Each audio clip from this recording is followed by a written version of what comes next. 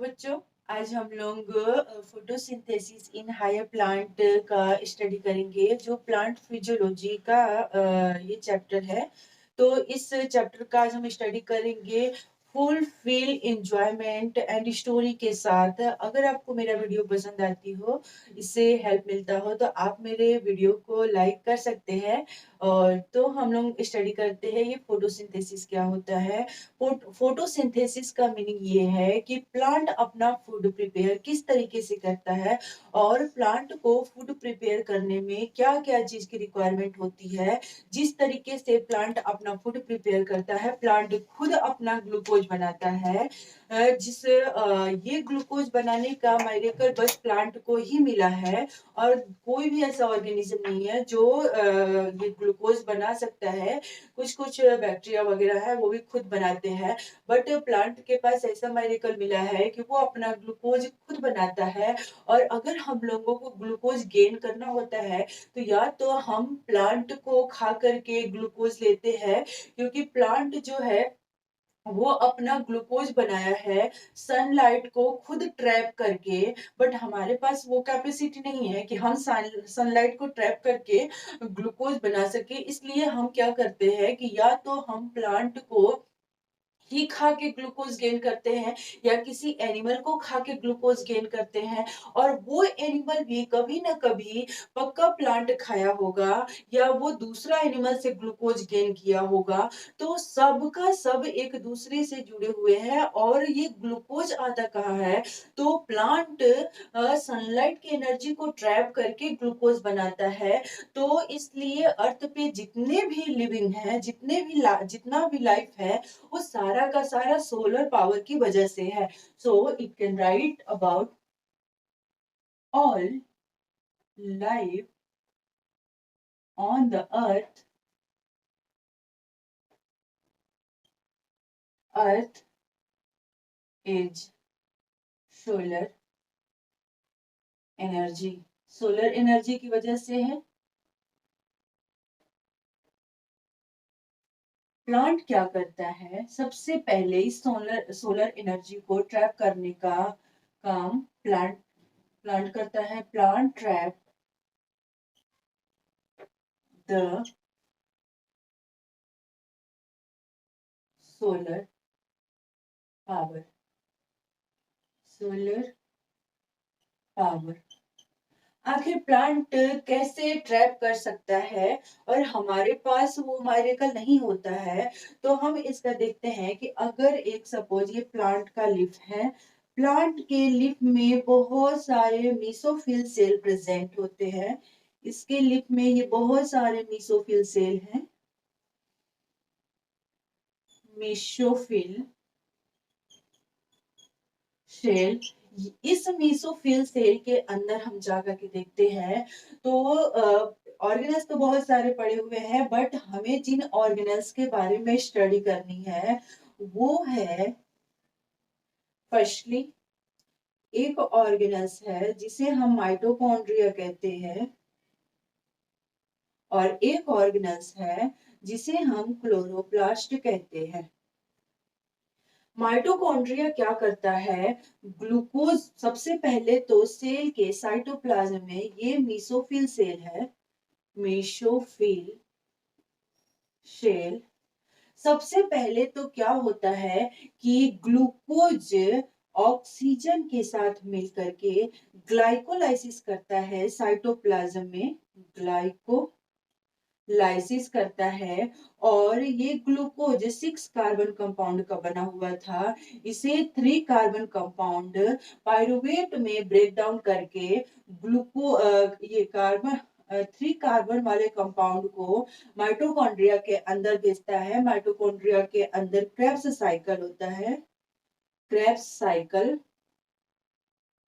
और माइटोकॉन्ड्रिया के अंदर ये जब 3 कार्बन कंपाउंड जब माइटोकॉन्ड्रिया के अंदर जाता है, तो इसके इनर वॉल पे बहुत सारे ऐसे ऐसे ऐसे ऐसे चेन लगे होते हैं। इस चेन को कहते हैं electron transport chain. Electron transport chain. और अब क्या होता है कि इसके अंदर अगर 3 कार्बन कंपाउंड गया, ये three carbon compound Krebs cycle में जा करके और ब्रेकडाउन होके बाहर आने की जैसे जैसे कोशिश करेगा, उसके बाद इस साइकिल से टकरा करके यहाँ से कुछ एंजाइम सिक्रेट होगा और उस एंजाइम की वजह से ये NADPH, NADPH या FADH या एटीपी एटीपी क्या क्या बनाता है? एक ये जो 3 कार्बन कंपाउंड है वो क्रेब साइकिल के अंदर जाता है और जब ब्रेक डाउन होकर के बाहर आने की कोशिश करता है तो इसके इनर वॉल पे बहुत सारे चेन लगे होते हैं, इलेक्ट्रॉन चेन लगे होते हैं और इस चेन से जैसे ये टकराता है उसमें से बहुत सारी एनर्जी निकलती है। NADPH nicotinamide diphosphate hydrogen, ATP adenosine triphosphate और फ्लेविक एसिड डाई न्यूक्लियोटाइड, इसका ये इसमें से एनर्जी निकलता है और प्लस साथ में कार्बन डाइऑक्साइड निकलता है। इस कार्बन डाइऑक्साइड को अब ये जो एनर्जी निकल रहा है ना, एनर्जी करेंसी है, ये एटीपी सारे बॉडी में चला जाता है और एटीपी बॉडी में सारे बॉडी में एटीपी का ये ट्रांसपोर्ट किया जाता है एटीपी को, और जिसको जिसको एटीपी की रिक्वायरमेंट होती है प्लांट के जिस ऑर्गेनल को एनर्जी चाहिए, एटीपी वहां पे जाता है और कार्बन डाइऑक्साइड फिर से अंदर आता है क्लोरोप्लास्ट के अंदर। तो माइटोकॉन्ड्रिया का जो काम करने का टाइम है वो दिन रात माइटोकॉन्ड्रिया काम अपना करते रहता है, लेकिन क्लोरोप्लास्ट केवल दिन के टाइम ही काम कर पाता है। ये रात में अपना बंद रखता है, दुकान जो है इसका बंद रखता है, रात में काम नहीं हो पाता है। तो इसलिए हम इसे रेस्पिरेशन कहते हैं। जो भी अभी माइटोकॉन्ड्रिया के अंदर हुआ है फंक्शन, इसे हम माइटोकॉन्ड्रिया कहते हैं। अब क्या होता है कि क्लोरोप्लास्ट के अंदर कार्बन डाइऑक्साइड और वाटर मिलकर के ग्लूकोज बनाते हैं। ग्लूकोज प्लस ऑक्सीजन बनाते हैं। ये ऑक्सीजन दिन के समय तो ये काम हो रहा है, क्लोरोप्लास्ट हमारा फंक्शन दिन के समय कर रहा है, इसलिए प्लांट से दिन के टाइम में ऑक्सीजन रिलीज होता है और रात के टाइम में तो ये ऑक्सीजन बनाने वाला तो बंद है, दुकान ही बंद है। तो यहाँ से ये जो कार्बन डाइऑक्साइड निकला ना, ये कार्बन डाइऑक्साइड क्या काम करता है कि लिफ्ट के पास एक ऐसे गेट होता है जिससे कि गैसेस का आना जाना लगा रहता है इनमें से। अब डे टाइम में क्या है, डे टाइम में तो ऑक्सीजन बनाने की कैपेसिटी है क्लोरोप्लास्ट के पास, क्लोरोप्लास्ट ऑक्सीजन बना करके बाहर रिलीज कर देता है और अंदर की तरफ कार्बन डाइऑक्साइड पुल करता है।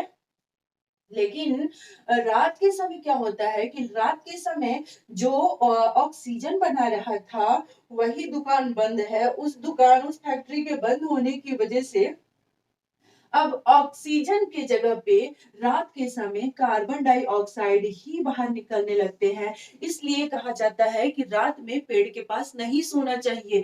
क्यों नहीं सोना चाहिए? क्योंकि रात के समय क्लोरोप्लास्ट, प्लांट में जो क्लोरोप्लास्ट, प्लांट का एक इंपॉर्टेंट ऑर्गेनल है क्लोरोप्लास्ट, ये क्लोरोप्लास्ट रात के समय फंक्शन नहीं करता है, ये दुकान बंद रहता है इस वजह से। और यहीं पे ऐसा है कि यही इसी में मशीन है जो ऑक्सीजन बना सकता है और यहाँ पे ऑक्सीजन अब नहीं बन पा रहा है। तो क्योंकि मशीन वो माइटोकॉन्ड्रिया तो दिन रात चल रहा है, वहां से कार्बन डाइऑक्साइड निकल करके, अब कार्बन डाइऑक्साइड जाएगा तो कहाँ जाएगा, तो वो स्टोमेटा के थ्रू बाहर निकल जाता है। अब हमने एक्सपेरिमेंट किया, हमारे साइंटिस्ट ने एक्सपेरिमेंट किया कि कैसे हम पता कर सकते हैं कि प्लांट को अपना ग्लूकोज बनाने के लिए सनलाइट की रिक्वायरमेंट होती है, प्लांट को अपना ग्लूकोज बनाने के लिए कार्बन डाइऑक्साइड नेसेसरी होता है। तो इसके बारे में कुछ एक्सपेरिमेंट्स हैं, उनके बारे में हम स्टडी करते हैं।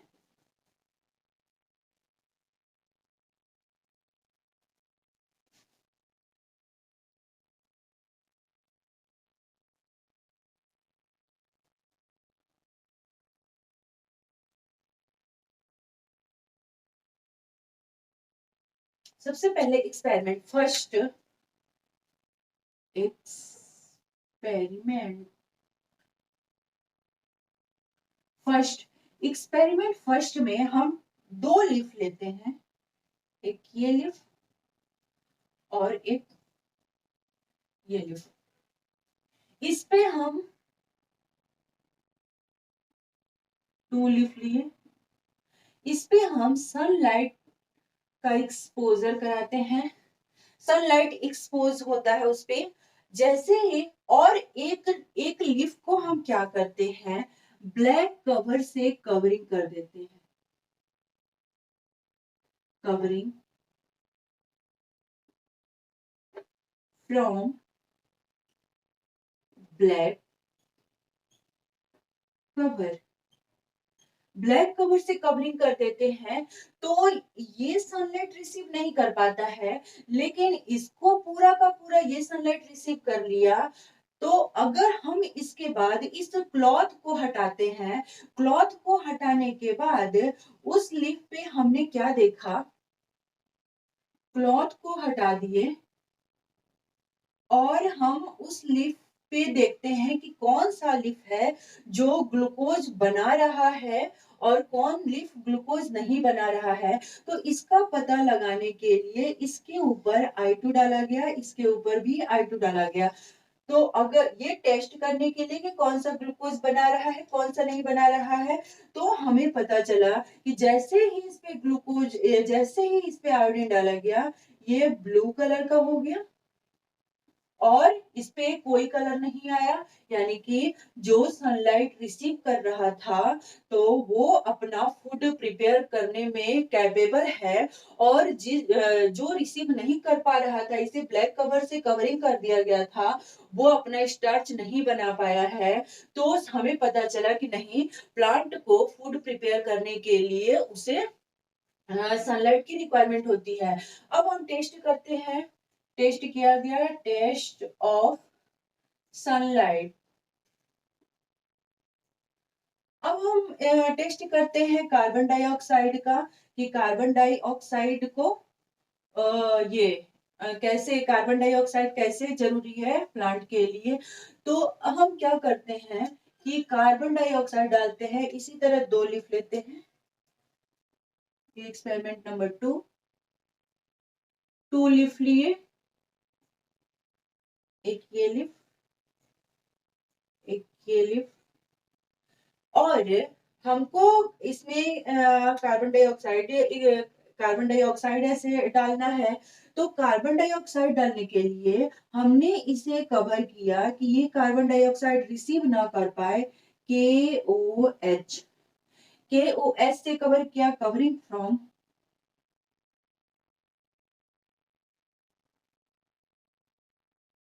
और इसे कवर नहीं किया। और अब हम कार्बन डाइऑक्साइड दोनों पे डालते हैं। तो उसके बाद इसका टेस्ट करने के लिए अगेन हम इस पे से ये हटा करके, KOH कवर हटा करके आयोडीन डालें। हमें पता करना है कि कौन सा फूड, ये दोनों ही लाइट में तो है ही, लाइट इनको मिल रहा है, बट इनको कार्बन डाइऑक्साइड नहीं दिया जा रहा है। और तो इनमें अगर हम आयोडीन दोनों पे डालें तो ये हमें ब्लू कलर अपीयर हुआ, इसका कलर, बट ये कोई कलर में नहीं दिखा। तो इसलिए हमें पता चला कि प्लांट को फूड प्रिपेयर करने के लिए वो अपने लिप में फूड प्रिपेयर करते हैं, और फूड प्रिपेयर करने के लिए सनलाइट की रिक्वायरमेंट होती है और कार्बन डाइऑक्साइड की रिक्वायरमेंट होती है। एक हमारे साइंटिस्ट आते हैं प्रिस्टले, जोसेफ प्रिस्टले।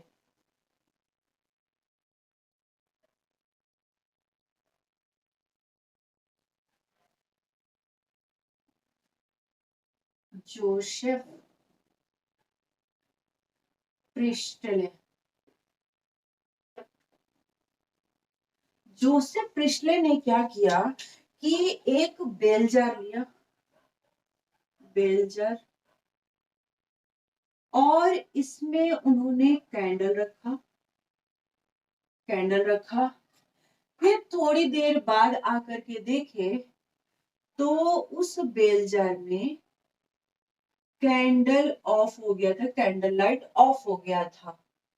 फिर उन्होंने क्या किया कि उसी बेल जार में एक जिंदा रैट रखा, लाइव रैट रखा, और फिर कुछ दिन बाद उसे देखा तो वो ये लिव रैट है और ये डेड हो गया, डेड रैट हो गया। फिर उन्होंने क्या किया कि फिर अगेन बेल जार लिया और इस बार उस बेल जार के अंदर कैंडल प्लस मिंट प्लांट रखा, मिंट प्लांट, मिंट प्लांट रखा। उसको थोड़े समय बाद देखा, तो थोड़े समय बाद देखे तो उन्हें क्या दिखाई दिया कि ये कैंडल लाइट अभी जल रहा है और मिंट प्लांट भी सही है। फिर सेकेंड टाइम में बेल जार लिए और उसमें उन्होंने रेड रखा प्लस मिंट प्लांट रखा। इसके बाद कुछ दिन बाद वो चेक करने गए तो उन्हें दोनों के दोनों ही जिंदा दिखे, दोनों ही लाइव थे।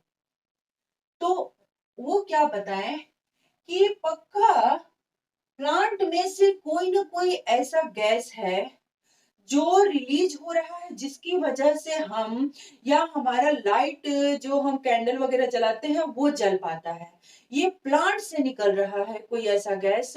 तो उन्होंने उस टाइम में 1970 में वो कुछ नहीं बताया कि कौन सा गैस था, बट बहुत स्टडी करने के बाद 1974 में बताया कि हमारा जो प्लांट है वो ऑक्सीजन रिलीज करता है और वही ऑक्सीजन रिलीज करने की वजह से कैंडल जल पा रहा है ऑक्सीजन के प्रेजेंस में। यानी कि कोई हम अगर आग जलाए तो आग जल सकता है और ऑक्सीजन की प्रेजेंस में अगर ऑक्सीजन है तो उसे कितना भी बंद कमरे में रखा जाए तो वो एनिमल जिंदा रह सकता है। तो उन्होंने ऑक्सीजन के बारे में सबसे पहले ऑक्सीजन का इन्वेंट करने वाले जोसेफ प्रिस्टले साहब थे। 1974 में ऑक्सीजन के बारे में, ऑक्सीजन के इंपॉर्टेंस को बताया कि प्लांट से ऑक्सीजन रिलीज होता है जो आग जलाने में हेल्प करता है, उसी की वजह से हमारा आग जल पाता है या उसी की वजह से हम जिंदा हैं, हम सांस ले सकते हैं। इसके बाद इनकी बातों को एक और साइंटिस्ट सुन रहे थे, उनका नेम था Jain engine house. Jain engine house, Jain engine house ने क्या किया कि वो कहे कि ऐसे कैसे हो सकता है कि प्लांट प्लांट बिना कुछ लिए ही दे रहा है, जरूर कुछ ना कुछ प्लांट को भी चाहिए, प्लांट उससे लेगा और तब जाकर के किसी को देता होगा। इसलिए उन्होंने दो दो जगह बनाया, एक बनाया डार्क डार्क प्लेस और एक जहां सनलाइट आ रहा था, लाइटेड प्लेस। डार्क प्लेस में फिर वो यही काम करते हैं, उस बेल जार को रखते हैं वैसा ही बेल जार, और क्या करते हैं कि उसमें कैंडल जला के रखते हैं और उसमें मिंट का मिंट का प्लांट रखते हैं। फिर यहाँ देखते हैं कि ये कैंडल उनका ऑफ हो गया है, ये कैंडल ऑफ हो गया है और मिंट प्लांट भी थोड़ा थोड़ा सा मुरझाया हुआ दिख रहा है। तो फिर उन्होंने क्या एक्सपेरिमेंट किया, फिर वो देखे कि एक रैट लिए, जिंदा रैट, वही काम किए, रैट लिए प्लस मिंट प्लांट को रखा, डार्क में रखा, और इसके बाद ये क्या काम किए कि यहाँ देखे कि ये तो सही है बट थोड़ा थोड़ा सा मुरझाया। यहाँ पे ये सनलाइट यहाँ भी रखे, रैट रखे प्लस मिंट प्लांट रखे। इन्होंने क्या किया कि डार्क एरिया में कैंडल को रखा, डार्क एरिया में कैंडल को रखा और मिंट प्लांट को रखा कुछ टाइम के लिए, तो देखा कि थोड़े टाइम बाद ये ऑफ हो गया है और इसमें से ये भी थोड़ा सा मुरझाया हुआ सा है। और लाइट में क्या रखा कि लाइट में सनलाइट के प्रेजेंस में अगर ये रखते हैं तो सनलाइट के प्रेजेंस में क्या देखते हैं कि ये जो कैंडल है ना, कैंडल जल रहा है और मिंट प्लांट भी एकदम हेल्दी है। तो उसके बाद उन्होंने क्या किया कि रेड को रखा, उसके बाद वही एक्सपेरिमेंट किए। यहाँ पे थोड़ा सा मुरझाया हुआ सा लगा, लेकिन यहाँ पे एकदम परफेक्ट दिखा उनको। तब उन्होंने फिर एक और एक्सपेरिमेंट करने की सोची। एक बीकर लिए, बीकर में क्या किए कि एक प्लांट को डाले और एक बीकर में प्लांट को डाले हैं, उसके अकॉर्डिंग सारे न्यूट्रिएंट्स डाले। प्लांट के अकॉर्डिंग जो भी न्यूट्रिएंट्स होते हैं उसमें ऐड किए और इसमें प्लांट को डाले डार्क एरिया में और ये लाइट एरिया में। लाइट एरिया वाले प्लांट पे उन्होंने क्या देखा कि कुछ बबल्स ऐसे आ गए हैं। तब जैन इंजन साहब ने क्या कहा कि प्लांट क्या काम करेगा कि सनलाइट से पहले एनर्जी गेन करेगा, उसके बाद ग्लूकोज बनाएगा, तब जाकर के ऑक्सीजन देगा किसी और ऑर्गेनिज्म को और तब जाकर के वो ऑर्गेनिज्म जिंदा रह रहा है। इनकी बातों को एक और साइंटिस्ट सुन रहे थे,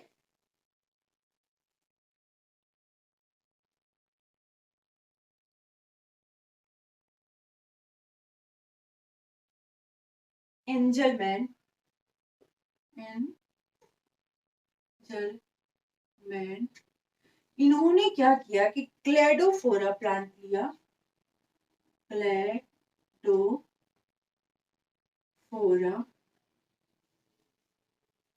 क्लेडोफोरा प्लांट लिया और बीकर में रखे और क्या किया कि उसके अकॉर्डिंग न्यूट्रिएंट्स यहाँ पे डाल दिए। फिर से क्लेडोफोरा प्लांट यहाँ पे रख दिए। उन्होंने क्या देखा कि इस पे बबल्स आ रहे हैं, लेकिन बबल्स से कुछ एरिया में बहुत ज्यादा ग्रुप में है और कुछ एरिया में बहुत कम बबल्स बन रहे हैं, कुछ में बहुत बड़े बड़े बबल्स बन रहे हैं, उनपे ग्रुपिंग ग्रुपिंग सा है। तो ये कहे कि सन की लाइट से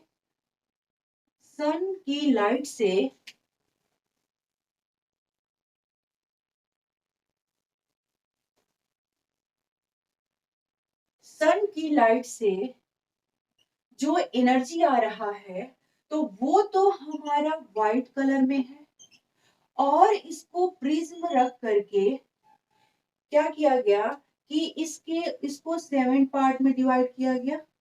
प्रिज्म से टकरा करके ये 7 पार्ट में डिवाइड हुआ, 1 2 3 4 5 6 7 कहते हैं VIBGYOR means violet indigo blue green yellow orange red. तो वो बताएं कि जो ब्लू पार्ट वाला है और जो रेड रे है, जो ब्लू पार्टिकल है और जो रेड रे है, वो ज्यादा से ज्यादा ऑक्सीजन बनाने में हेल्प कर रहा है। प्लांट उस ऑक्सीजन को ज्यादा रिसीव कर रहा है, इसलिए ज्यादा अमाउंट में ये क्या हो रहा है, यहाँ पे ऑक्सीजन निकल रहा है, बबल्स निकल रहे हैं। तो उन्होंने इन सारे में सबसे ज्यादा इंपॉर्टेंट ब्लू को और रेड को बताया। एक और साइंटिस्ट थे, Julian Julian von shake.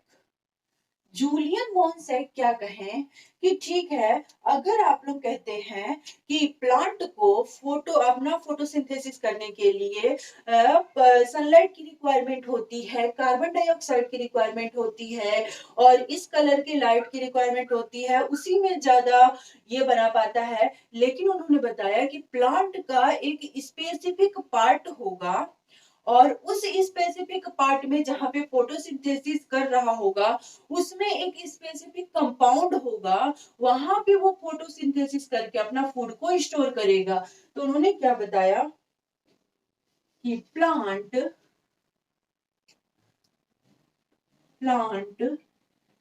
Has special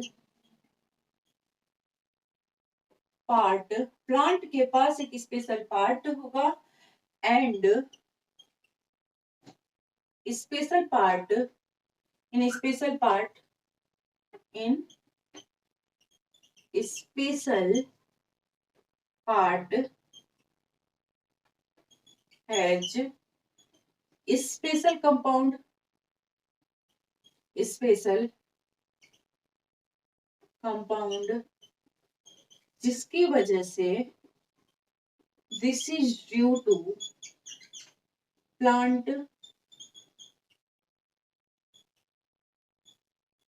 completed photosynthesis.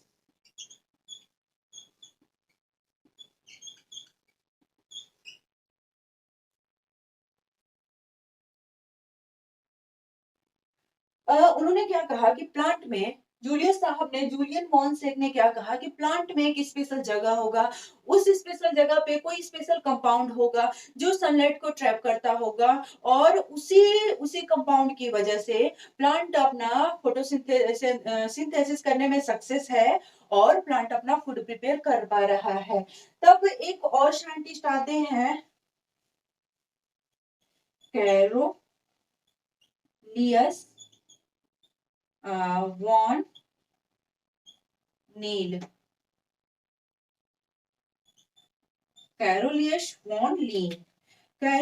Von लीन ने क्या कहा कि अगर प्लांट ग्लूकोज बना रहा है C6, अगर plant carbon dioxide, water and H2O से ग्लूकोज बना रहा है,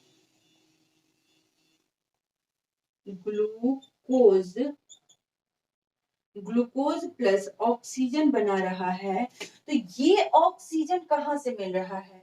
क्या कार्बन डाइऑक्साइड से ऑक्सीजन इसमें से ब्रेक डाउन कर रहा है या इसमें से ब्रेक डाउन कर रहा है?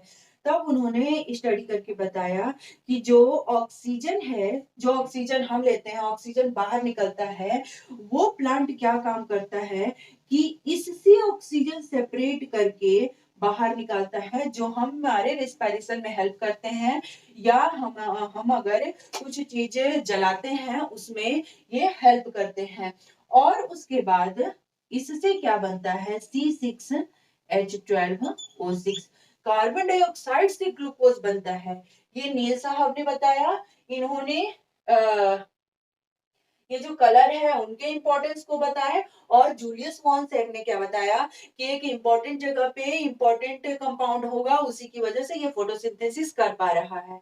अब हम पढ़ते हैं कि फोटोसिंथेसिस करने का जो मेन घर है वो कहाँ पे होता है, तो क्लोरोप्लास्ट में होता है। और फोटोसिंथेसिस करने के लिए कौन सी गैस की रिक्वायरमेंट होती है, तो वो कार्बन डाइऑक्साइड की रिक्वायरमेंट होती है और कुछ एनर्जी लगता है, एटीपी लगता है। तो सबसे पहले हम देखते हैं कि ये कार्बन डाइऑक्साइड आता कहाँ से है, एटीपी कहाँ से लेता है, वो इसके बारे में हम स्टडी करते हैं।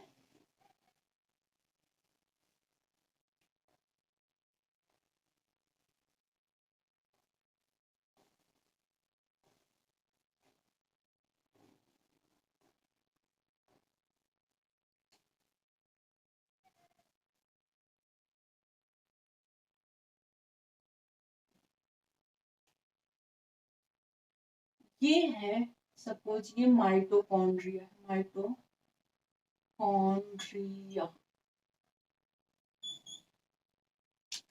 इसे हम पावर हाउस भी कहते हैं, पावर हाउस। ये है क्लोरोप्लास्ट।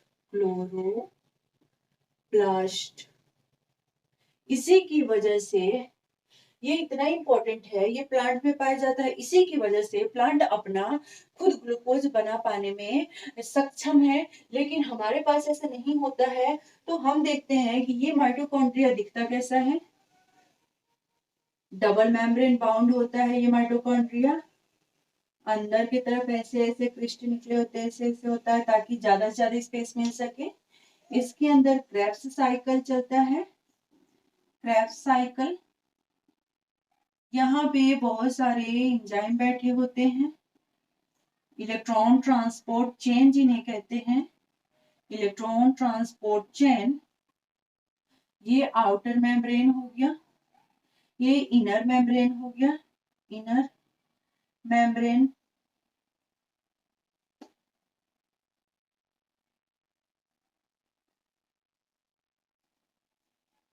इनर मेम्ब्रेन हुआ। और अब हम यहाँ देखते हैं ये क्लोरोप्लास्ट है, प्लांट सेल के अंदर प्रेजेंट है, मेसोफिल सेल के अंदर। इसके पास भी अपना सर्कुलर डीएनए है और इसके पास भी अपना सर्कुलर डीएनए है। ये दोनों के दोनों भाई है। पहले ये किससे जन्म हुआ, इनका जन्म कैसे हुआ?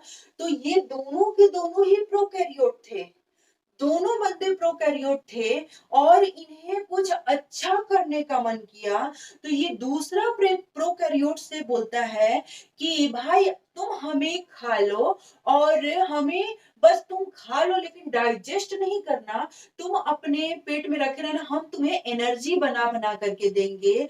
तब वो क्या किया कि खा लिया और ये बिना कुछ खाए ही ये एटीपी बना बना करके उसको दे रहा था।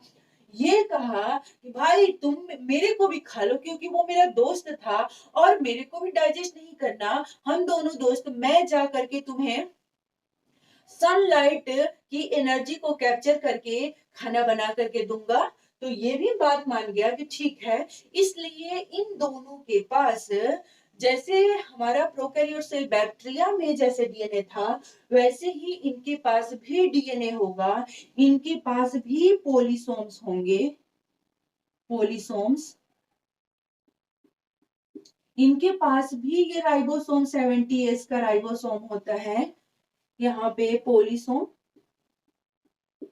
70S राइबोसोम इनके पास भी होता है, क्योंकि ये पहले प्रोकैरियोट थे। अब यही जा करके इसीलिए बैक्टीरिया भी फोटोसिंथेसिस कर पाता है, क्योंकि ये दोनों उनके बॉडी में प्रेजेंट होते हैं। और एनिमल में केवल माइटोकॉन्ड्रिया आए और प्लांट में दोनों के दोनों ही चले गए कि प्लांट अच्छा है, इसमें हमें दोनों लोगों को साथ में रहना चाहिए। लेकिन एनिमल में क्या हुआ कि एनिमल में केवल माइटोकॉन्ड्रिया आ पाए और उसमें नहीं आ पाए। तो ये क्या काम करता है कि यहाँ पे सेल है, ये सारा सेल है,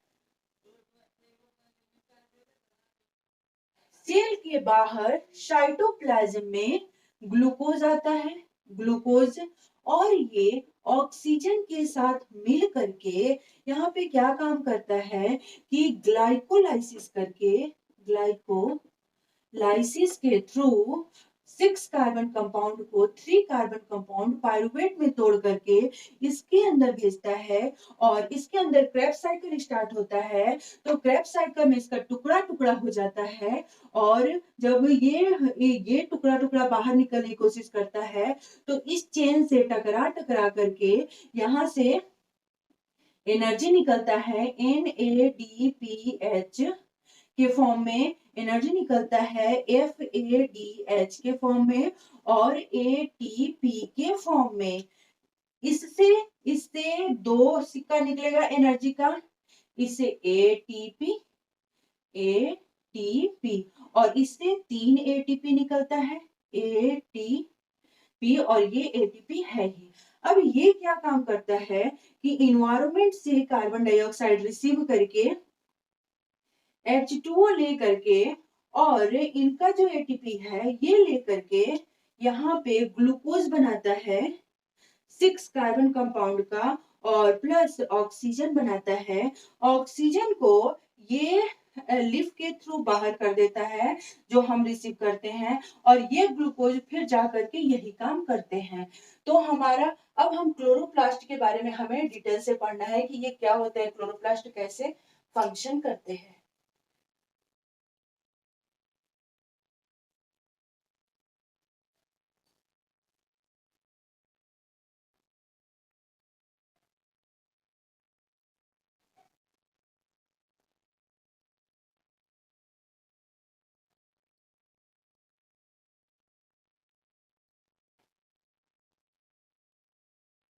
क्लोरोप्लास्ट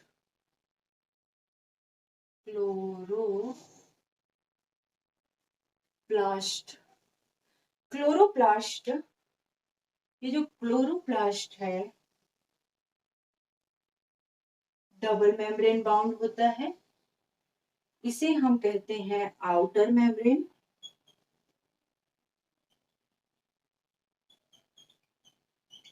इसे हम कहते हैं इनर मेम्ब्रेन।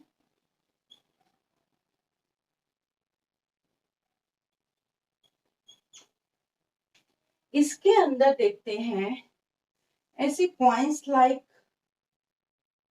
लाइक स्ट्रक्चर पड़े होते हैं डिस्क टाइप के।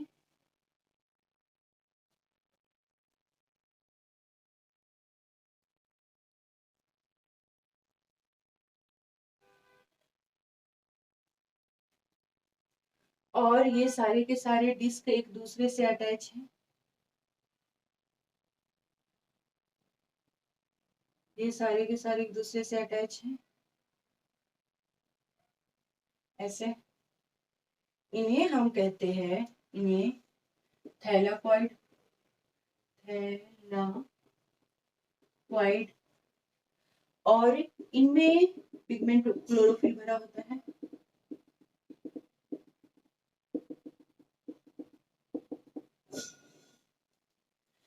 इनको कहते हैं inside the thylakoid, inside thylakoid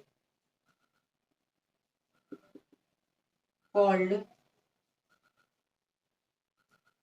grana. इसे हम कहते हैं स्ट्रोमा लैमेली। और इसमें जो स्पेस है इस स्पेस को कहते हैं ल्यूमेन। ल्यूमेन ये क्या काम करता है कि सनलाइट है, क्लोरोफिल की हेल्प से ये सनलाइट को कैप्चर करने में सक्सेस होता है। ये सारे के सारे सनलाइट कैप्चर कर रहे हैं, सारे के सारे सनलाइट कैप्चर कर रहे हैं। अब सनलाइट कैप्चर कर रहे हैं तो इनमें से केमिकल निकलता है, इनमें से एटीपी और NADPH निकलता है। इस स्पेस को हम स्ट्रोमा कहते हैं, खाली जगह को स्ट्रोमा। स्ट्रोमा क्या करता है, यहाँ पे कार्बन डाइऑक्साइड लिया है माइटोकॉन्ड्रिया से और वाटर है इसके पास। ये क्या काम करता है, इन दोनों को अपने यूज में लाता है और यूज में ला करके एटीपी एटीपी को यूज करके एडीपी फेंक देता है बाहर। यहाँ यूज किया और फेंक दिया, क्या फेंका, एडीपी फेंका। एडिनोसिन ट्राइफॉस्फेट था, उनमें से एक फॉस्फेट यूज कर लिया और दो फॉस्फेट को फेंक दिया। फिर उसके बाद क्या करता है, NADPH को लेता है। NADPH से हाइड्रोजन ये रेड्यूस करता है इस कंपाउंड से, इसे रेड्यूसिंग की रिक्वायरमेंट है तो इस कंपाउंड से हाइड्रोजन लेकर के NADP कंपाउंड फेंक देता है। अब ये दोनों ही इसमें अंदर जा करके सनलाइट की एनर्जी की हेल्प से फिर से ATP बनते हैं, NADPH बनते हैं और फिर से बाहर आते हैं तो फिर से स्ट्रोमा यही काम करता है। स्ट्रोमा जो है एटीपी से एक फॉस्फेट लिया और NADPH से हाइड्रोजन को रिड्यूस करके NADP में फेंक दिया। इस फेज को हम कहते हैं biosynthesis phase. Biosynthesis phase, biosynthesis phase कहते हैं। और एक टर्म आता है कि इसमें दो एरिया है, एक लाइट एरिया, लाइट एंड एक dark area, DARK, dark area. तो लाइट एरिया में क्या क्या प्रेजेंट है? ये थैलेकॉइड तो है ही, ग्रेना, ग्रेना है, एंड स्ट्रोमा लैमेली है, स्ट्रोमा लैमेली। और इसमें क्या है? इसमें केवल स्ट्रोमा है, स्ट्रोमा। यहां क्या काम होता है? Sunlight, sun energy, energy receive किया जाता है by the help of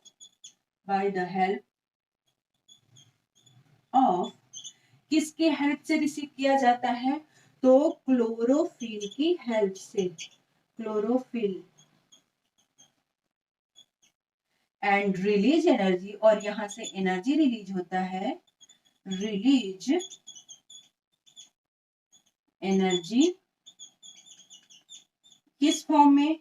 ATP and NADP।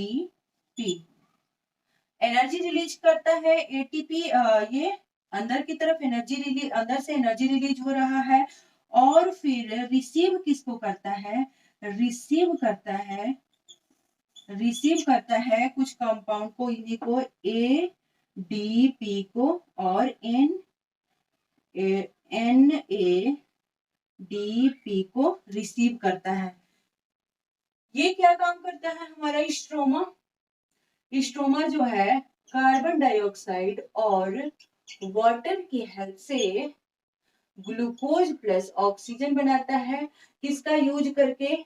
ATP और एनएडीपीएच को का यूज करके ये काम करता है।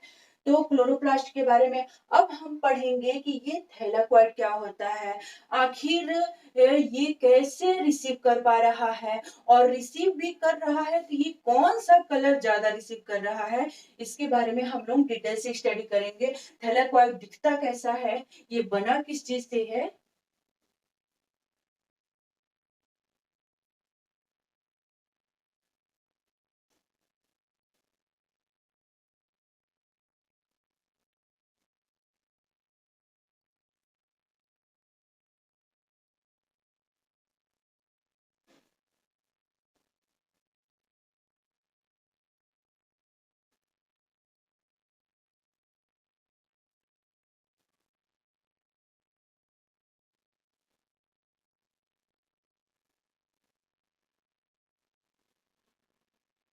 थैलाकॉइड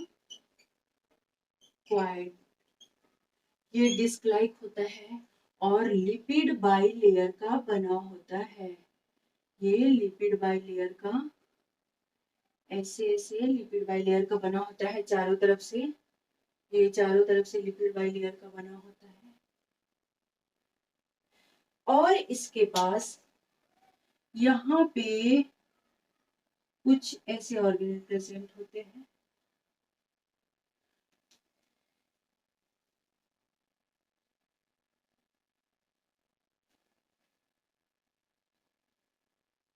इसे हम कहते हैं, ये दोनों को कहते हैं फोटोसिस्टम। ये फोटोसिस्टम फर्स्ट, और ये हो गया photo system second. Photo system one में जो लाइट, सनलाइट का वेवलेंथ आता है वो कितना होता है? तो ये 700 नैनोमीटर का होता है। फोटो सिस्टम वन हो गया ये, और ये हुआ फोटो सिस्टम टू, इसमें 680 नैनोमीटर का होता है। इसमें हम देखते हैं कि इसमें लाइट कौन से ऐसे पिगमेंट्स हैं जो लाइट को रिसीव कर पा रहे हैं। तो इस पिगमेंट का पता लगाने के लिए और कितना लाइट रिसीव कर पा रहे हैं, तो उसके लिए एक टेक्निक होता है PAR। PAR क्या होता है? Photo system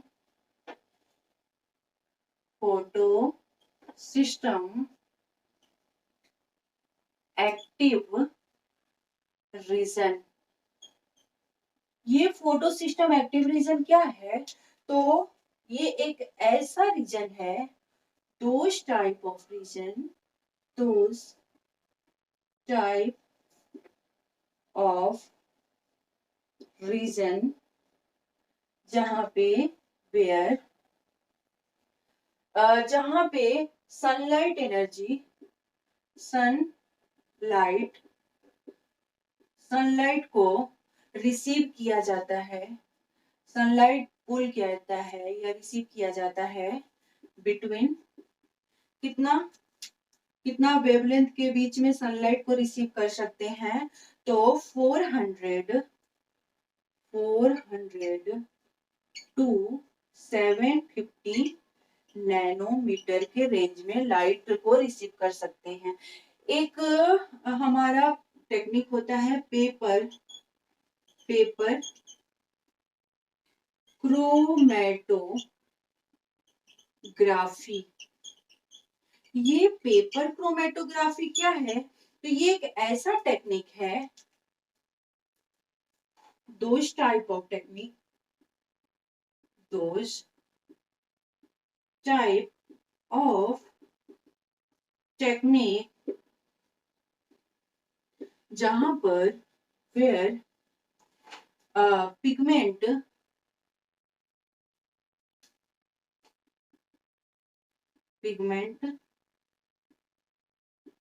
receive more which color?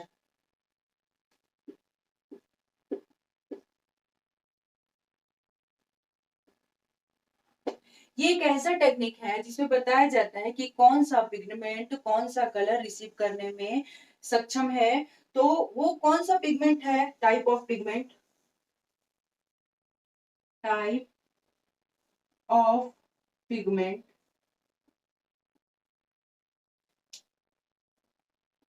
है chlorophyll A, chlorophyll B, carotenoids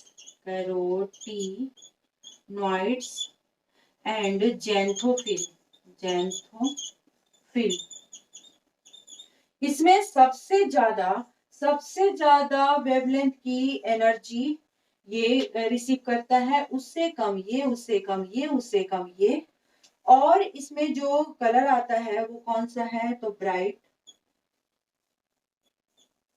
and blue green, यहाँ हो जाएगा येलो एंड ग्रीन। ये है येलो एंड ये है येलो एंड ऑरेंज। इसमें जो है क्लोरोफिल ए सबसे ज्यादा स्ट्रॉन्ग है, क्लोरोफिल ए सबसे ज्यादा रिसीव करता है लाइट को, उसके बाद क्लोरोफिल बी रिसीव करता है, उसके बाद उसके बाद कैरोटीनॉइड्स, उसके बाद ये। तो हम देखते हैं हमारा कैसे ये सब रिसीव कर रहे हैं। तो अगर लेते हैं हम फोटो सिस्टम को, ये है फोटो सिस्टम हमारा। फोटो सिस्टम में हम क्या देखते हैं कि सारे के सारे पिगमेंट बैठे हुए हैं यहाँ पे 1 2 3 4, और यहाँ से बैठे हुए हैं 1 2 3 4 पिगमेंट बैठे हुए। यहाँ कौन बैठा हुआ है? Chlorophyll A, chlorophyll B, carotenoids, and xanthophyll. और यहाँ बैठा हुआ है chlorophyll A, chlorophyll B, carotenoids, xanthophyll. ये लोग क्या करते हैं? यहाँ से आ रहा है पूरा एक्सपोजर आ रहा है सनलाइट का, ये बहुत ज्यादा रिसीव कर रहा है, बहुत ज्यादा। ये उससे कम, उससे कम। ये उससे कम और ये सबसे कम। इसी तरह ये बहुत ज्यादा रिसीव कर रहा है, बहुत काम कर रहा है क्लोरोफिल है। इससे कम ये, फिर इससे कम ये उतना ज्यादा नहीं है इफेक्टिव। तो क्या देखा गया कि क्लोरोफिल ए बहुत ज्यादा सन का लाइट रिसीव कर रहा है, इसलिए इस जहां पे सन का लाइट कैप्चर किया जा रहा है, इस रीजन को कहते हैं harvesting complex. Harvesting complex complex इसे हम एंटीना भी कहते हैं, ऑल्सो कॉल्ड एंटीना। एंटीना इस रीजन को कहते हैं रिएक्शन एरिया। Reaction area. अब रिएक्शन एरिया में कौन सा पिगमेंट जाएगा? चारों पिगमेंट में टेस्ट होता है कि कौन पिगमेंट सबसे ज्यादा फंक्शन कर रहा है, सबसे ज्यादा रिसीव कर रहा है, सबसे ज्यादा सनलाइट को कैप्चर कर रहा है। तो देखा गया कि क्लोरोफिल दोनों ही साइड से क्लोरोफिल जो है वो बहुत ज्यादा कैप्चर कर रहा है, इसलिए हम रिएक्शन सेंटर में किसको भेजे? क्लोरोफिल को भेजे। तो रिएक्शन सेंटर में हम कैसे क्लोरोफिल को भेजेंगे ये देखते हैं। और क्लोरोफिल रिएक्शन सेंटर में जाकर के क्या काम करेगा? ये हमारा हो गया थाइलेकॉइड का मेम्ब्रेन, यहाँ पे बैठा है रिएक्शन सेंटर। ये रिएक्शन सेंटर यहाँ सेपरेट कर लिए। अब रिएक्शन सेंटर में हम क्या किए कि ये फोटो सिस्टम 2 है, ये फोटो सिस्टम 1 है, और यहाँ पे है फोटो सिस्टम 2 से यहाँ से आता है ल्यूमेन। ल्यूमेन में क्या होता है? वाटर स्प्लिटिंग फंक्शन होता है। वाटर स्प्लिटिंग होता है मीन्स वाटर जो है वो 2H plus O2 plus electron और प्रोटॉन में टूटता है। उसके बाद इस इलेक्ट्रॉन को यहाँ पे इसके पास इसके अंदर जंप कराया जाता है, इलेक्ट्रॉन को ट्रांसपोर्ट किया जाता है। तो इस इलेक्ट्रॉन को ल्यूमेन PH2 क्या किया कि अंदर की तरफ भेजा, अंदर रिएक्शन सेंटर में भेजा। रिएक्शन सेंटर में कौन बैठा है? क्लोरोफिल ए बैठा है। यहाँ पे क्लोरोफिल ए बैठा है, इसे रिसीव किया, इलेक्ट्रॉन को इसने रिसीव किया और फिर आगे इलेक्ट्रॉन को जंप कराना है। तो आगे ये किसको इलेक्ट्रॉन देगा? यहाँ पे बैठा हुआ है प्लास्टोक्विनोन। ये प्लास्टोक्विनोन को देता है इलेक्ट्रॉन। अब प्लास्टोक्विनोन क्या करता है कि यहाँ पे बैठा है प्लास्टोक्विनोन, इसको देता है साइटोक्रोम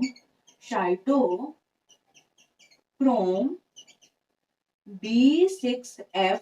साइटोक्रोम B6F को इलेक्ट्रॉन ट्रांसफर किया। अब ये साइटोक्रोम B6F क्या काम करेगा कि यहाँ पे बैठा है प्लास्टोसाइनिन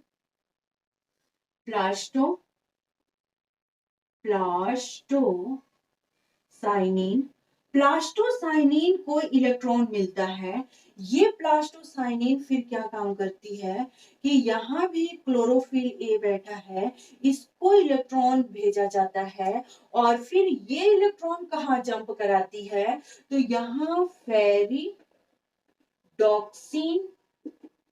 कंपाउंड बैठा है, इसको इलेक्ट्रॉन मिलता है। अब ये इलेक्ट्रॉन कहाँ जंप कराएगा इसके बारे में देखते हैं।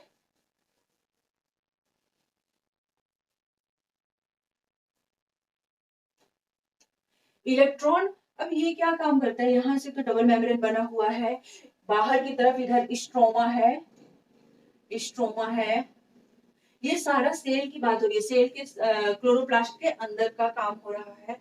यहाँ पे क्या देखा गया कि अब ये इलेक्ट्रॉन लेकर के इसके बाहर फेंकने की कोशिश करेगा तो यहाँ से कुछ केमिकल रिलीज होने लगता है, एंजाइम रिलीज होने लगता है, जो इस इलेक्ट्रॉन को लेकर के NADP बाहर की तरफ जाता है। NADP फेरिडॉक्सिन इलेक्ट्रॉन लिया, अब इस इलेक्ट्रॉन को लेकर के बाहर जाने की कोशिश करता है, तो मेम्ब्रेन से, इनर मेम्ब्रेन से कुछ एंजाइम सेक्रेट होने लगता है और ये एंजाइम एक कंपाउंड बनाता है NADP और बाहर फेंकता है। अब स्ट्रोमा को पता चलता है कि NADP आया है। स्ट्रोमा क्या काम करता है कि खुशी के मारे उछल जाता है और बहुत सारा प्रोटॉन का बौछार करने लगता है, बहुत सारा प्रोटॉन फेंकने लगता है स्ट्रोमा। तो एक प्रोटॉन इससे मिल करके NADP बनाता है, NADPH बनाता है और ये इसको पकड़ लेता है NADPH को। अब यहाँ पे प्लास्टोक्विनोन स्ट्रोमा के हरकत को देख रहा है। प्लास्टोक्विनोन क्या काम करता है कि इस हाइड्रोजन को जल्दी खींचने लगा, इस हाइड्रोजन को पकड़ने लगा। हाइड्रोजन को पकड़ करके साइटोक्रोम को, यहाँ से हाइड्रोजन पकड़ा, साइटोक्रोम को दिया, साइटोक्रोम ल्यूमेन को दिया। यहाँ पे इतना हाइड्रोजन भर गया, पूरा का पूरा भर गया। अब हाइड्रोजन को बाहर निकालना है, यहाँ बहुत सारा हाइड्रोजन भर गया। एक तो वाटर स्प्लिट होकर के हाइड्रोजन प्लस बन रहा है आयन, और एक ऊपर से प्लास्टोक्विनोन अपने अंदर भर रहा है हाइड्रोजन।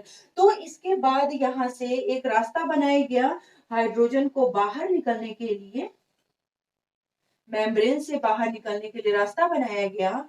तो इस रास्ते को, जहां से ये रास्ता स्टार्ट हुआ, इसे हम कहते हैं F0 पार्टिकल, और ये जहां से टच हो रहा है मेम्ब्रेन को, उसे हम कहते हैं F1 पार्टिकल। और इस F1 और F0 को हम कहते हैं ऑक्सीसोम।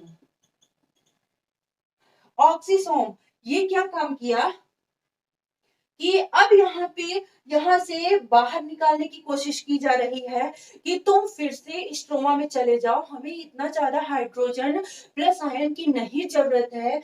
तो इसलिए इसको गेट के थ्रू बाहर करने की कोशिश किया जा रहा है। लेकिन यहाँ पे थैलेकॉइड के पास, ग्रेना के पास कुछ आधे अधूरे ATP, ADP, NADPH था। तो उन सबको ATP, NADPH को ये क्या काम करता है, ATP एंड NADPH बनाता है, NADPH बनाया, और ये क्या काम करता है, और उसके बाद ये स्ट्रोमा में भेज दिया जाता है। तो हमारा इलेक्ट्रॉन ट्रांसपोर्ट कैसे हुआ? इलेक्ट्रॉन ट्रांसपोर्ट हमारा photo system 2 and photo system 1 के थ्रू हुआ। फोटो सिस्टम 2 के रिएक्शन सेंटर में सबसे पहले किसको सेलेक्ट करके रखा गया? तो उस महान का नेम है, उस महान पिगमेंट का नेम है क्लोरोफिल ए। क्यों क्लोरोफिल ए को रखा गया? क्योंकि वो ज्यादा से ज्यादा सनलाइट को कैप्चर कर रहा है और इंपॉर्टेंट सनलाइट को कैप्चर कर रहा है, जिसकी वजह से ज्यादा एनर्जी निकल रहा है। इसलिए इसको कहा गया कि आगे तुम इसमें आकर के रिएक्शन सेंटर में आकर के काम संभालो। और फोटो सिस्टम 2 के पास ल्यूमेन बैठा हुआ है। ल्यूमेन वाटर को स्प्लिट करके, इलेक्ट्रॉन सेपरेट करके, इलेक्ट्रॉन को फोटो सिस्टम 2 में सबसे पहले फेंकता है और वहां से इलेक्ट्रॉन को रिसीव कौन करता है? तो रिसीव क्लोरोफिल ए करता है।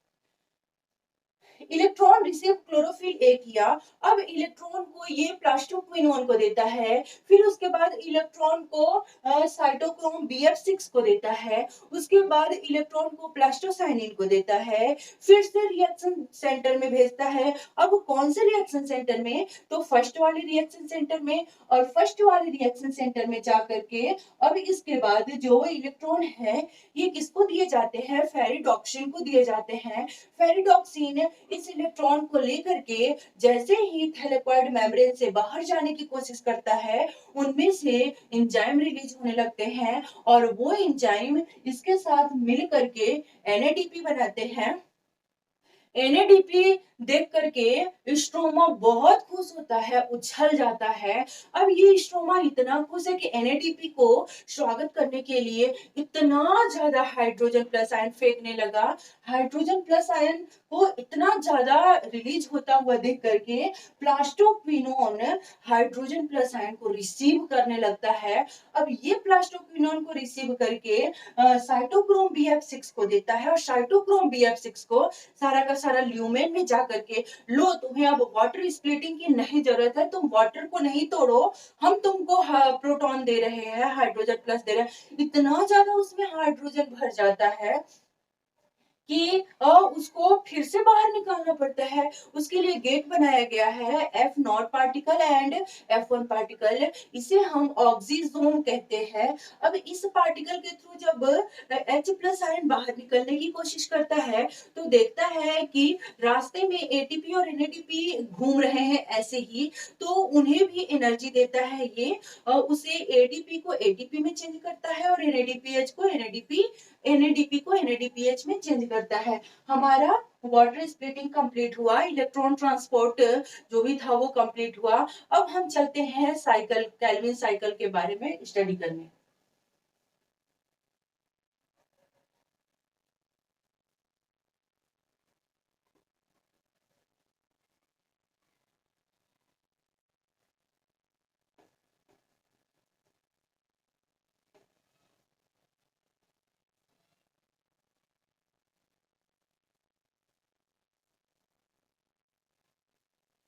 केल्विन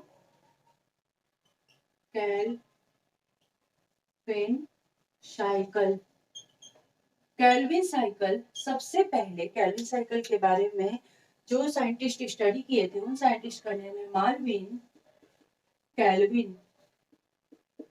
उन्होंने केल्विन साइकिल के बारे में बताया था C3 एंड C4 स्ट्रोमा में होता है ये। इसमें मेसोफिल सेल होता है, मेसोफिल सेल। इसमें मेसोफिल सेल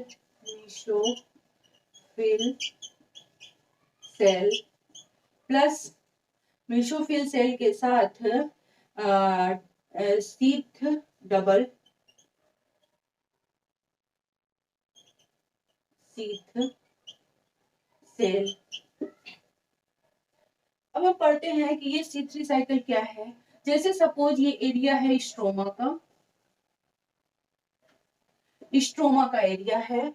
तो C3 साइकिल में क्या होता है कि अगर इन्वायरमेंट से कार्बन डाइऑक्साइड अंदर आ रहा है, तो उस कार्बन डाइऑक्साइड को कौन रिसीव करेगा? तो सबसे पहले कौन कार्बन डाइऑक्साइड को रिसीव करेगा? तो स्ट्रोमा में एक प्रेजेंट होता है कंपाउंड, उस कंपाउंड को कहते हैं RUBP। इसका फुल फॉर्म है,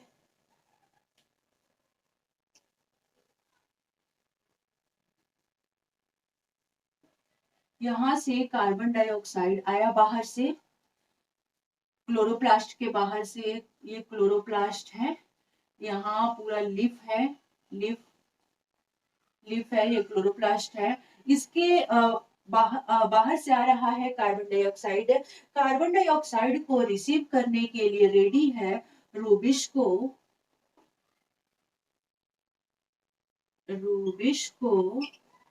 bis phosphate, FOSS RUBP phosphate. ये दोनों मिल करके रिसीव कर लिया, ये दोनों मिल करके, ये पहले 5 कार्बन कंपाउंड था, दोनों मिल करके 6 कार्बन कंपाउंड बन जाता है, 6 कार्बन कंपाउंड। अब इस 6 कार्बन कंपाउंड को ब्रेक डाउन करने की जरूरत है। इसके लिए एक एंजाइम हेल्प करता है इनकी ब्रेक डाउन करने में, इनको ब्रेक डाउन करने में। वो कौन सा एंजाइम है? ये हमारा C3 साइकिल चल रहा है। कहाँ चल रहा है? स्ट्रोमा में चल रहा है। सबसे पहले कौन सा कंपाउंड आया है C3 साइकिल स्टार्ट करने में?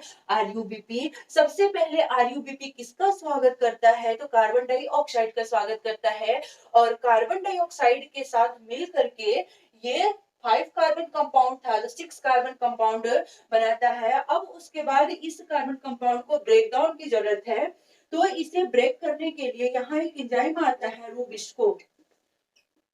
ये रूबिस्को इतना इंपॉर्टेंट एंजाइम है, ये प्लांट में बहुत ज्यादा अमाउंट में पाए जाते हैं, प्लांट में ही मिलता है, और इसमें एनर्जी स्पेंड होता है 2Na-DPH and 2ATP। तो अगर इतना ज्यादा ये एंजाइम आ गया इसको तोड़ने के लिए, इसमें एनर्जी दिया गया इतना ज्यादा, तो ये 6 कार्बन कंपाउंड पहले तो 1 कार्बन टूटते हैं, फिर 5 कार्बन कंपाउंड में टूटते हैं। अब उसके बाद हम क्या देखते हैं, ये 6 कार्बन कंपाउंड फिर से जा करके रीजनरेशन होकर के रूबिस्को बिस्फॉस्फेट बनने की कोशिश करते हैं रीजनरेशन के थ्रू। तो इन्हें यहाँ भी एनर्जी खर्च करना पड़ेगा, तो यहाँ पे एटीपी का 1/3 पार्ट स्पेंड किया जाता है। 1/3 part of ATP means 1/3 part का मतलब ये है कि एटीपी एडिनोसिन ट्राइफॉस्फेट, यहाँ पे एडिनोसिन ट्राइफॉस्फेट में 3 फॉस्फेट है, 3 पार्ट का एक पार्ट किसको दिया जा रहा है, रीजनरेशन के टाइम में खर्च हो रहा है।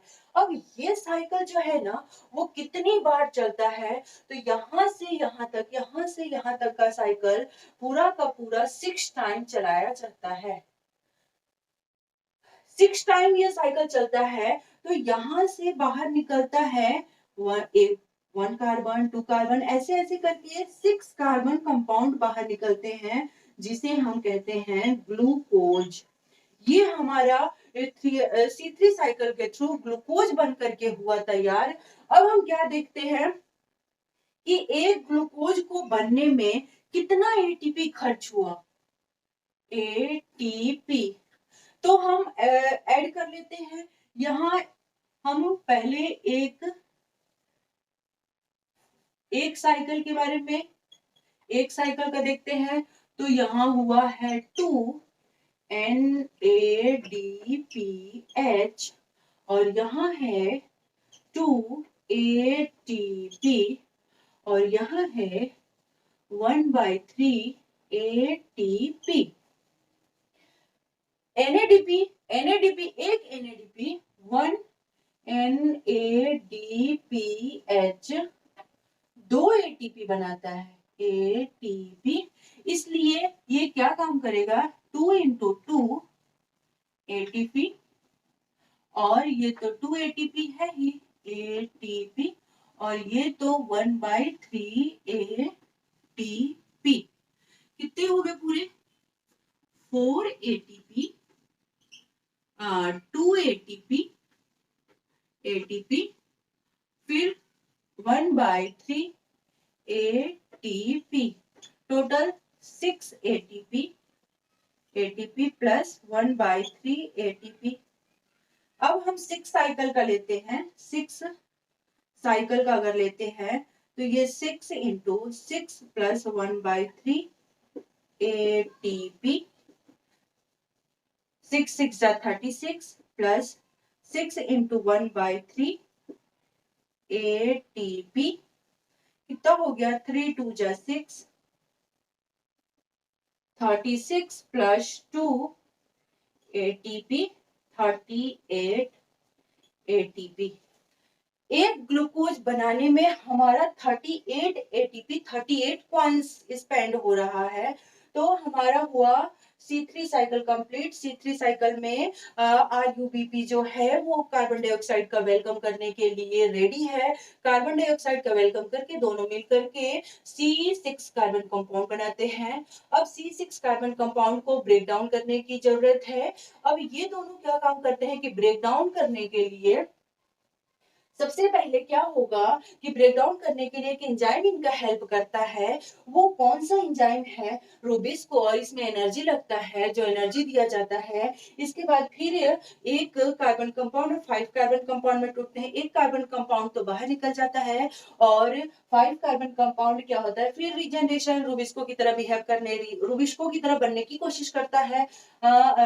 उसके बाद ये बनता है तो इसमें भी एटीपी का 1/3 पार्ट स्पेंड होता है और ये फिर से जाकर के वही काम करता है। तो यहाँ पे हमारा हुआ C3 साइकिल कंप्लीट। अब आता है रूबिस्को, तो इनका हेल्प कर दिया है। अब रूबिस्को क्या कहता है कि अगर मान लो कि कोई ऐसा कंडीशन आ जाए कि प्लांट का स्टोमेटा बंद हो जाए, और स्टोमेटा बंद होने की वजह से थोड़ा सा गर्मी ज्यादा हो गया है, स्टोमेटा बंद हो जाने की वजह से प्लांट जो है वो कार्बन डाइऑक्साइड नहीं रिसीव कर पा रहा है, इसलिए ये कह रहा है कि तुम जैसे कार्बन डाइऑक्साइड का वेलकम किए थे, वैसे ही तुम बॉडी के अंदर जो ग्लूकोज के साथ ऑक्सीजन बन रहा है ना, उस ऑक्सीजन का भी वैसा ही वेलकम करके और हमें ग्लूकोज बना करके दो। तो फिर इसके बाद क्या होता है उसके बारे में स्टडी करते हैं।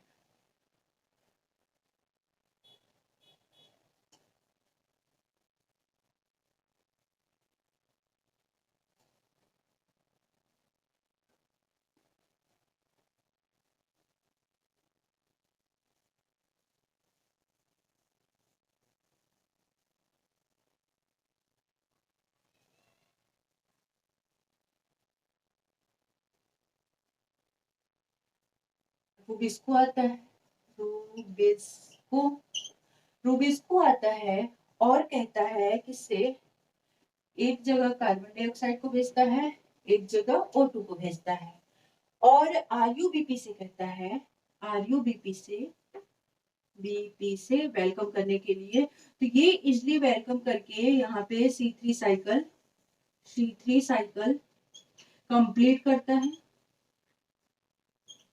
कंप्लीट एंड ग्लूकोज बनाता है। और अब रूबिस्को से कहा जा रहा है कि तुम ऑक्सीजन लेकर के हमें ग्लूकोज बना करके दो, ऑक्सीजन लेकर के ग्लूकोज बना करके दो, आरयूबीपी से कहा जा रहा है। लेकिन ये क्या कर रहा है, उसे रिजेक्ट कर दे रहा है। जब बहुत मनाया जा रहा है तो ये कह रहा है कि ठीक है तुम 3 बर्तन बना करके हमको दो।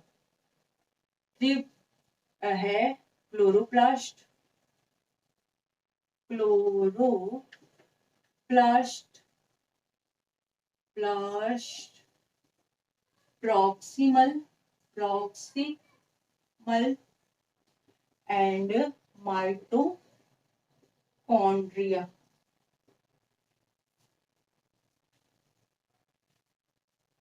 क्लोरोप्लास्ट में ये है क्लोरोप्लास्ट,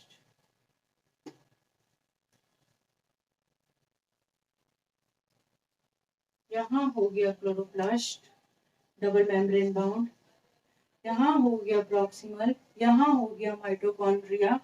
फिर क्या किया जा रहा है, यहाँ से ठीक है आरयूबीपी क्या किया, आरयूबीपी प्लस ऑक्सीजन के साथ मिल करके किसके प्रेशर में, रूबिस्को, रूबिस्को के प्रेशर में फॉस्फोग्लिसरेट बनाया, PGA बनाया फॉस्फोग्लिसरेट, और उसके बाद इस फॉस्फोग्लिसरेट को इसमें भेजा, लेकिन इसमें कोई काम नहीं हुआ, ये आगे इसमें भेज देता है। अब यहाँ पे जब फॉस्फोग्लिसरेट आता है, PGA आता है, तो ये PGA से बाहर 2 कंपाउंड निकलता है, एक कार्बन डाइऑक्साइड और एक आरयूबीपी, आरयूबीपी। उसके बाद यहाँ पे ये जो आरयूबीपी है, ये आरयूबीपी फिर से जाकर के वही काम करते हैं, फिर से जाकर के वही काम करते हैं। अब धीरे धीरे क्या देखा जा रहा है, थोड़ा सा गर्मी था, बहुत ज्यादा समर सीजन आ गया, बहुत हाई टेम्परेचर है, तो उस टाइम में क्या करेगा कि थोड़ा सा टेम्परेचर था, थोड़ी देर के लिए स्टोमेटा बंद हुआ था, तो इसने रिजेक्ट कर दिया कि नहीं, मैं ऑक्सीजन के साथ मिल करके कोई काम नहीं कर सकता हूँ, मेरे को चाहिए तो चाहिए बस कार्बन डाइऑक्साइड चाहिए, मेरे को ऑक्सीजन के साथ मिलकर के कोई काम नहीं करना है। तो इसके लिए ये बहुत ज्यादा मनाने पे, बहुत इसको प्रेस करने पे ये कहते हैं कि ठीक है तुम मुझे 3 ऑर्गेनेल्स लाके दो, उसके बाद मैं सोचता हूँ करूंगा। तब 3 ऑर्गेनेल्स ला करके देता है, क्लोरोप्लास्ट, प्रॉक्सिमल एंड माइटोकॉन्ड्रिया। अब क्लोरोप्लास्ट में ये जा करके ये क्या काम करता है, आरयूबीपी ऑक्सीजन के साथ मिल करके फॉस्फोग्लिसरेट बनाता है, आगे ट्रांसफर करता है, वहां पे कोई काम नहीं होता है उस ऑर्गेनेल में, सेकेंड वाले में। तब उसके आगे भेजा जाता है। अब वहां पे काम होता है, माइटोकॉन्ड्रिया उसे दो टुकड़ा में तोड़ता है, आरयूबीपी और कार्बन डाइऑक्साइड। अब तो कार्बन डाइऑक्साइड जो चाहिए था वो मिल गया, कार्बन डाइऑक्साइड से और वाटर से तो आराम से हम ग्लूकोज बना सकते हैं। तब गर्मी बहुत ज्यादा पड़ने लगा। अब इसके बाद क्या होता है उसको देखते हैं।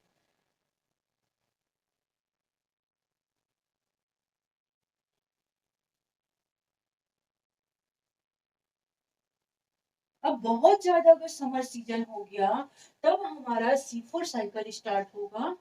C4 साइकिल, इसमें क्या होगा कि टेम्परेचर बहुत हाई है, सनलाइट सनलाइट भी बहुत तेज है। इसके बाद देखा जा रहा है कि बॉडी के अंदर इसको स्टोर करके एक बहुत इंपॉर्टेंट जगह पे रखा गया है। अब बॉडी के अंदर देखा जा रहा है, प्लांट के बॉडी के अंदर ऑक्सीजन लेवल इंक्रीज कर रहा है। बट क्यों? क्योंकि कार्बन डाइऑक्साइड वाटर के साथ मिलकर के ग्लूकोज बनाएगा, ऑक्सीजन बनाएगा। ऑक्सीजन का तो यूज आरयूबीपी कर ही नहीं रहा है, और तो ऑक्सीजन लेवल इंक्रीज हो रहा है और कार्बन डाइऑक्साइड लेवल डिक्रीज हो रहा है। तो इस कंडीशन में डबल शीथ ऐसे बहुत सारे लेयर में आते हैं और इनके बाहर मीसोफिल सेल हैं, इनके बाहर मीसोफिल सेल हैं। ये सारा का सारा स्ट्रोमा में हो रहा है ऐसा, मीसोफिल सेल है। इसके बाद अगर सपोज कार्बन डाइऑक्साइड का लेवल बढ़ गया है, इसके अंदर एंट्री दी जाती है, रिजेक्शन मिलता है। कार्बन डाइऑक्साइड भी यहाँ पे हम लेकर के रखे हैं, इसके अंदर एंट्री दी जाती है, रिजेक्शन मिलता है। अब हम करें तो क्या करें? तब रूबिस्को को एक आइडिया याद आता है। रूबिस्को क्या काम करता है कि इस कार्बन डाइऑक्साइड को लेकर के स्ट्रोमा, कार्बन डाइऑक्साइड को लेकर के स्ट्रोमा में बहुत सारे H प्लस आयन पड़े हुए हैं, बनाता है HCO3 और इस HCO3 को फिर से लेकर के HCO3 को लेकर के फॉस्फोइनोल पाइरुवेट के साथ फॉस्फोइनोल पाइरुवेट के साथ मिलकर के ऑक्जेलो एसिटिक एसिड बनाता है, ऑक्जेलो एसिटिक एसिड बनाता है। अब इस ऑक्जेलो एसिटिक एसिड को मॉडिफाई करके मैलिक एसिड बनाता है, और या मैलेट मैलेट बनाता है। अब ये हार्ड कंपाउंड इसमें एंट्री करने जाता है, तब उसको आराम से एंट्री मिल जाता है। अब हम देखते हैं कि इसको एंट्री कैसे मिलता है।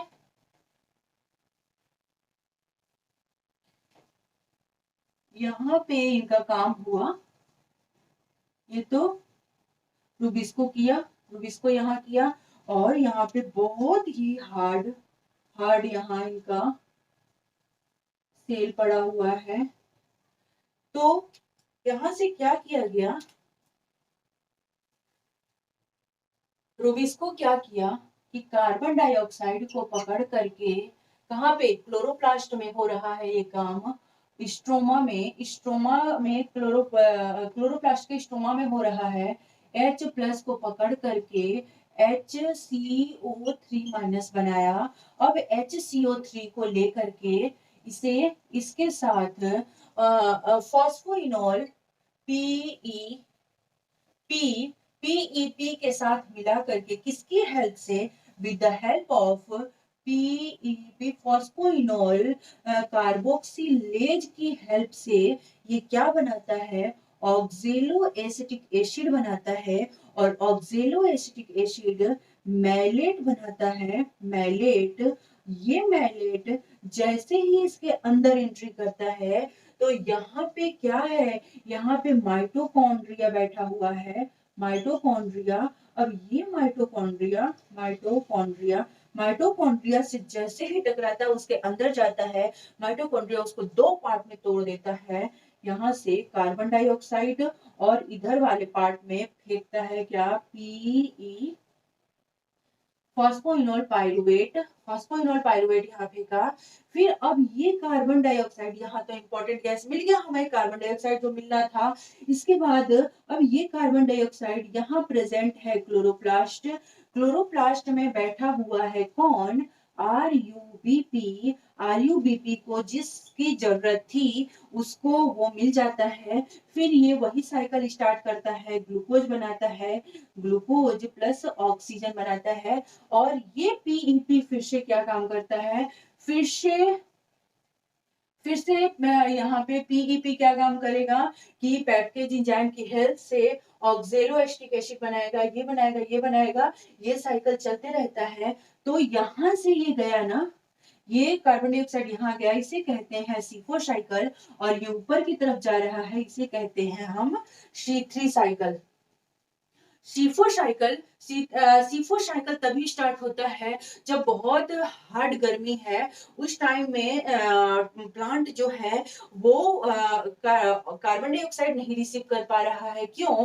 क्योंकि प्लांट के बॉडी के अंदर जो वाटर है वो सनलाइट न खींच पाए, फोटो ट्रांसपायरेशन न हो पाए, इसलिए प्लांट जो है स्टोमेटा को बंद किया है। तो उस टाइम में प्लांट क्या काम करेगा कि जो बहुत सारे लेयर के बीच में जो फ्लोएम है वो प्लांट के लिए फूड प्रिपेयर करेगा और ट्रांसपोर्ट करेगा। और फूड प्रिपेयर करने के लिए हम इस मेम्ब्रेन के अंदर, इस सेल के अंदर ऑक्सीजन एंट्री नहीं कर सकता है, कार्बन डाइऑक्साइड एंट्री नहीं कर सकता है।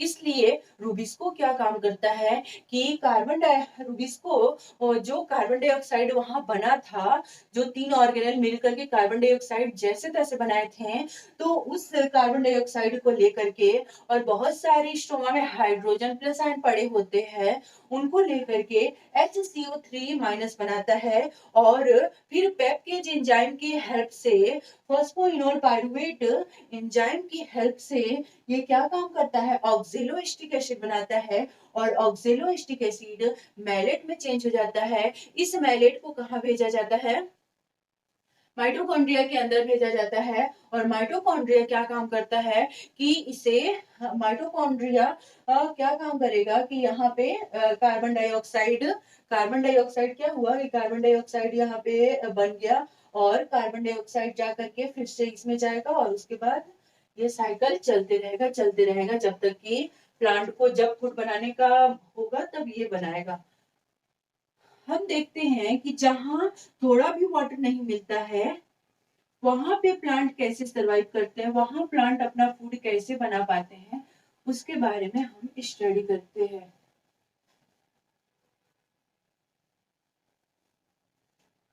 उस एरिया को, उसे हम क्रैशोल एशियन एसिड मेटाबॉलिज्म,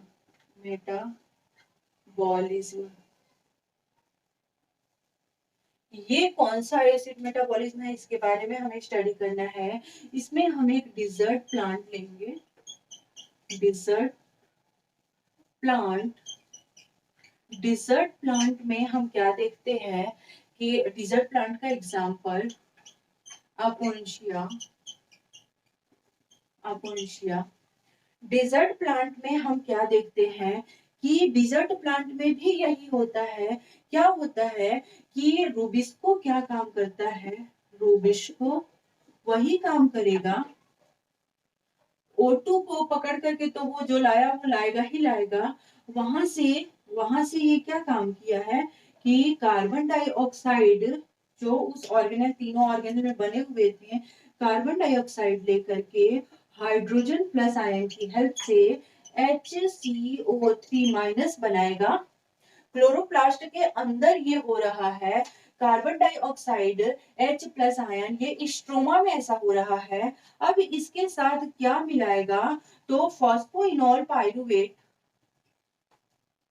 HCO3- के साथ फॉस्फोइनोल पाइरुवेट मिला करके किसकी हेल्प से मिलाएगा, फॉस्फोइनोल पाइरुवेट कार्बोक्सिलेज की हेल्प से इसको मिक्सअप करेगा। उसके बाद इस ये क्या बना करके देगा, ऑक्जेलो एसिटिक एसिड। अब इस ऑक्जेलो एसिटिक एसिड को मॉडिफाई करके मैलेट बनाएगा, मैलेट बना दिया। तब तक से क्या हुआ, मैलेट तो बन गया, मैलेट बन करके यहाँ पे अंदर जाता है, अंदर की तरफ जब जाएगा तो ये हार्ड बाउंड्री है, इस बाउंड्री को क्रॉस करते हुए जाएगा। तो यहाँ जो माइटोकॉन्ड्रिया है, तो ये तो दो टुकड़ा में तोड़ देगा। पहला क्या हो गया, कार्बन डाइऑक्साइड, और यहाँ पे क्या हो गया, फॉस्फोइनोल पाइरुवेट। फॉस्फोइनोल पाइरुवेट फिर से स्ट्रोमा में जाएगा और ये काम करेगा क्लोरोप्लास्ट के स्ट्रोमा में।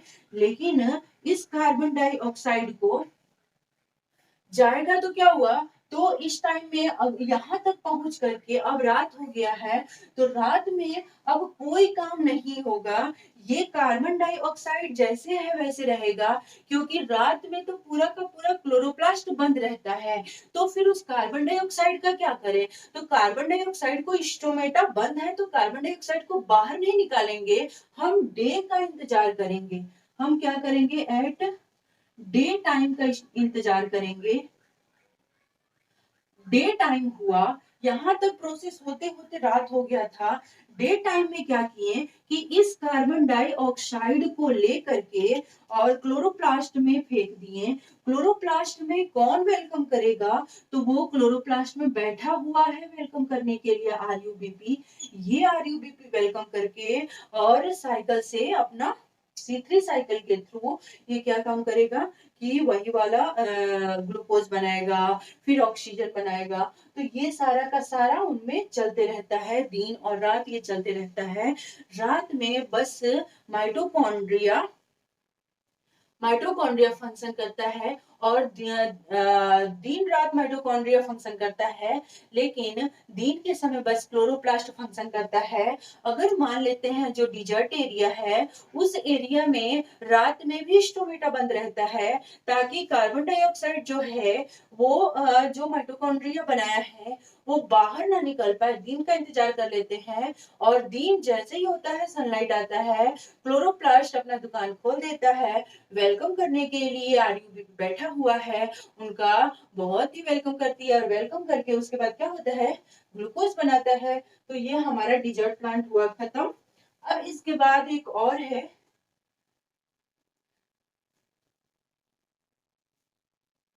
प्लांट को ग्रो करने में कौन कौन से फैक्टर अफेक्ट करते हैं। फोटोसिंथेसिस में, प्लांट को फोटोसिंथेसिस करने के लिए कौन कौन से फैक्टर अफेक्ट करते हैं। फैक्टर, टेम्परेचर, सनलाइट, टेम्परेचर हो गया water, and carbon dioxide. Plant को एक ऑप्टिमम टाइम के लिए सनलाइट चाहिए, उतना ही सनलाइट में ये अपना फोटोसिंथेसिस कर सकता है। अगर इससे ज्यादा सनलाइट दिया जाए तो प्लांट फोटोसिंथेसिस करना बंद कर देता है, क्योंकि इसका स्टोमेटा ही बंद हो जाता है। और अंदर क्या होता है कि बाहर से कार्बन डाइऑक्साइड नहीं आ पा रहा है, क्योंकि स्टोमेटा तो बंद है, अंदर तो धड़ल्ले से ऑक्सीजन बन रहा है। डार्क रिएक्शन में जो भी कार्बन डाइऑक्साइड बचा हुआ था और वाटर का यूज करके ग्लूकोज प्लस ऑक्सीजन बना रहा है। तो इसके लिए ऑप्टिमम टेम्परेचर चाहिए, और वाटर वाटर का लेवल भी लिमिटेड वाटर लेवल होना चाहिए, कि ऐसा नहीं है कि अगर कोई प्लांट को ग्रो कराना है तो बहुत ज्यादा हम वाटर उसमें कंटिन्यू वाटर सप्लाई करते रहे, तो ऐसे प्लांट फोटोसिंथेसिस नहीं कर पाएगा। और प्लांट को फोटोसिंथेसिस करने के लिए लाइट तो चाहिए ही चाहिए, वाटर तो चाहिए ही चाहिए, और कार्बन डाइऑक्साइड की भी रिक्वायरमेंट होती है। तो कार्बन डाइऑक्साइड भी प्लांट कहाँ से लेगा, प्लांट एक लिमिटेड अमाउंट में ही कार्बन डाइऑक्साइड को रिसीव करेगा, उससे ज्यादा ये कार्बन डाइऑक्साइड नहीं रिसीव कर सकता है। तो ये फैक्टर भी है और ये उनके लिए इम्पोर्टेंट भी है। मेरे को उम्मीद है कि आप लोगों को ये चैप्टर क्लियर हो गया होगा। अगर आपको मेरा वीडियो पसंद आए तो आप लोग मेरे वीडियो को लाइक एंड सब्सक्राइब कर सकते हैं। Okay, thank you.